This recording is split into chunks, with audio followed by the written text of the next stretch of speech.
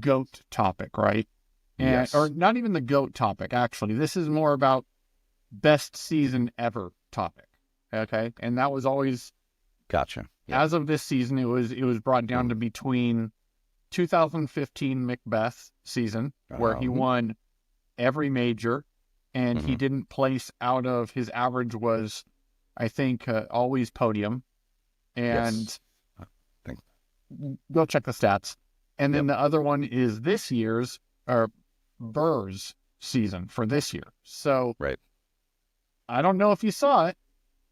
Wysocki chimed in. Wysocki chimed in on X. All right. Yes. All right. And he, which is, this is the most ideal situation. Okay. To have Wysocki, because he himself states, I was right there for both. True. Who else could tell you better, right? Right? Right. So he states. All right. Well, yeah, of course. I mean, we all knew it. It's you have to look at it just from the pure numbers aspect of what was done. Every single event won. Well, every single major one. That's what I meant. Major event won. Yeah. Yep. Okay, one of them did that. Yeah. We're right there alone. I'm like, well, there you go. Yeah. Right? Like, and then add all the other stuff in. But and the argument, I get the argument of, the level of play or the level of, or the quantity of players that are over a certain rating now. There's more. But that's there are. Take that with any single sport Exactly. ever, right? Yeah. Well, so Larry Bird can't be the GOAT in basketball because the playing field was different back then. No. Well, you know That's what? not how it Even works. talking about that, think about this. You can even take into consideration, or Michael Jordan. Was basket design, catching design as good back then?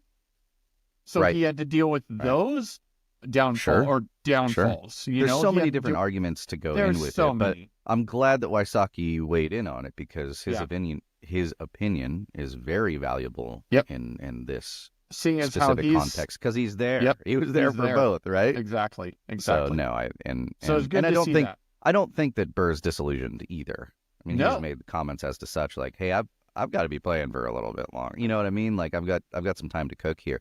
Yeah. And I think just how strong he is right now, barring any kind of like injury or something unfortunate that would happen, he will probably surpass if he keeps it up. Absolutely. Yeah, absolutely, 100%. Like he's got a very promising career. So I'm actually looking forward to it. I think that's a very hopeful message in and of it, right? Like there's a goal to meet and surpass. Oh yeah. So and you know what? One thing that I do.